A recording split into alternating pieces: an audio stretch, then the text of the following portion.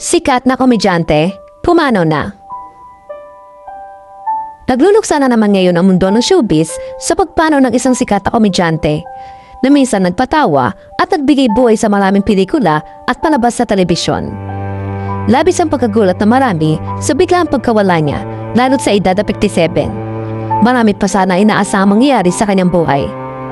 Ang mga komedyante, bagamat madalas na ginagawang katatawanan ang mga eksena, ay sila rin ang nagsisilbing ilaw ng maraming kwento sa pelikula at TV.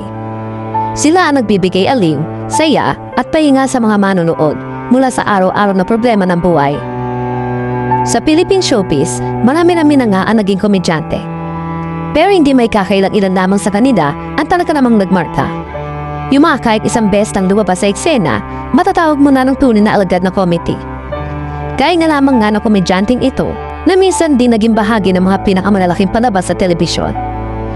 Kilala siya sa kanyang mga prinsipeng karakter na tumatak sa maraming batang 90s. Hindi man niya naabot ang kasikatan ng ilan sa mga pangunahing artista, hindi rin naman matatawaran ang naging ambag niya sa entertainment industry. Dekada 80 nang una siyang mapanood sa telebisyon bilang bahagi ng sitcom ng Okay Ka Perico, ang sikat na palabas sa pinagbidahan ni Vic Soto. Sa nasabing programa, ginamparan niya ang karakter ni Prinsipe K o Prinsipe Kailingan.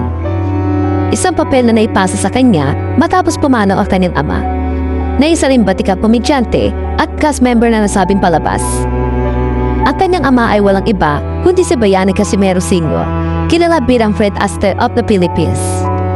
Sa mahigit isang dekada sa industriya, nagtampok siya sa maraming pelikula at palabas sa telebisyon. Pero kalaunan ay piniling mamahinga at iwan ang mundo ng showbiz. Pumanaw na nga ang dating komedyanteng si Bayani Casimero Jr. dahil sa cardiac arrest noong July 25. Siya 57 taong gulang. Kinumpirma ng kanyang kapatid na si Marilu Casimero ang manungkot na balita sa entertainment website na pep.ph. Ayon sa ulat, kasalukuyan nakaburol ang mga labi ni Bayani Jr. sa St. Peter Memorial Chapel sa Sucat, Parañaque City. At nakatakda ang kanyang cremation sa July 30 sa Loyola Memorial Park. Ibinahagi rin ng kanyang kapatid ang kahilingan na sana ay makadalo si Vic Soto sa burol ng yumaong komedyante. Aniya, malaki ang naging papel ni Bossing sa showbiz career ng kanyang kapatid. Hiling din ni Marilu na sana ay mabigyan ng kaunting bulaklak ang burol. Dahil sa ngayon ay halos walang mga bulaklak na nakalagay sa paligid.